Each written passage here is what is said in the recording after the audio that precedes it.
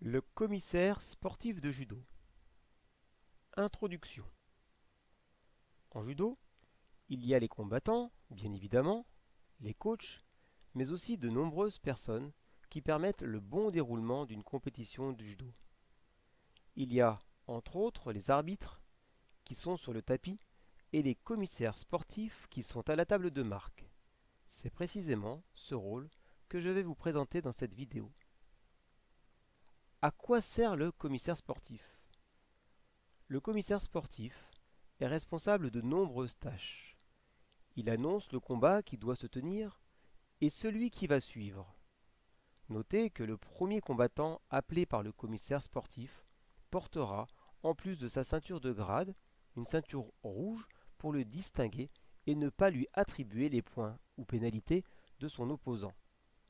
Au niveau international, les deux combattants sont distingués par la couleur de leur judogi, l'un en blanc, l'autre en bleu. Les deux combattants ainsi identifiés, il sera plus facile pour tous de suivre le tableau de marquage qui sera renseigné par le commissaire sportif.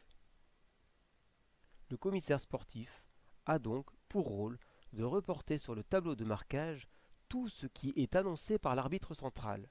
Sur cette tâche précise, il ne prend aucune initiative personnelle. Il lui incombe de reporter scrupuleusement les valeurs, ippon ou wasari, obtenues par les combattants. Il reporte également, quand il y en a, les pénalités, shido ou ansukumake. Il s'occupe également de la gestion du temps de combat en déclenchant le chronomètre sur le hajime de l'arbitre et en l'arrêtant sur l'annonce du mate. C'est aussi lui qui déclenche un chronomètre spécifique lorsqu'il y a une immobilisation annoncée par l'arbitre, Oseikomi, et qu'il arrête lorsque l'arbitre annonce la sortie d'immobilisation, Toketa. Lorsque l'immobilisation va à son terme, il déclenche le gong, une sonnerie mettant fin au combat. Aujourd'hui, avec l'informatique, de nombreuses tâches sont automatisées, comme le gong en fin d'immobilisation ou celui signalant la fin de combat. Mais là où le commissaire sportif fait la différence par ses connaissances, c'est sur l'utilisation des poules et des tableaux. Ces documents sur lesquels sont écrits tous les résultats de chaque combat. Bien évidemment, étant donné le nombre important de tâches à réaliser, il y a souvent 2 voire 3 commissaires sportifs par table. Un travail qui débute bien avant les combats.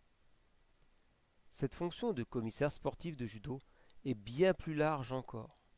En effet, notre commissaire sportif œuvre en amont de la compétition en participant à la pesée des combattants et au contrôle des passeports. Il vérifie que le combattant est en règle au plan administratif en vérifiant sa licence, son grade, son certificat médical et, le cas échéant, son questionnaire de santé. Il pèse le combattant pour qu'il soit placé ensuite dans sa catégorie de poids. Comment devenir commissaire sportif? Pour devenir commissaire, la formation de base commence en club avec le professeur de judo. Avec le statut de commissaire sportif de club, il est possible de s'exercer sur les différentes animations ou interclubs proposées. Par la suite, il est possible de poursuivre sur un niveau supérieur en devenant commissaire sportif départemental et en œuvrant sur les compétitions officielles.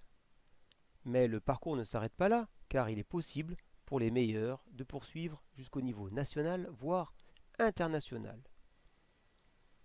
Conclusion. Être commissaire sportif, c'est participer activement au fonctionnement du judo. Il est impossible de faire une compétition sans ces rouages essentiels que sont les arbitres et les commissaires.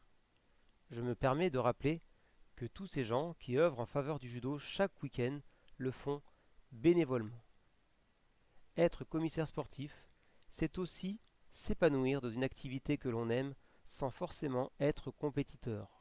Comme quoi, en judo, il y a de la place pour tout le monde. J'espère que cette vidéo vous aura plu et je vous invite à regarder celles déjà faites sur de nombreux sujets qui touchent au judo. Je vous dis à bientôt, portez-vous bien.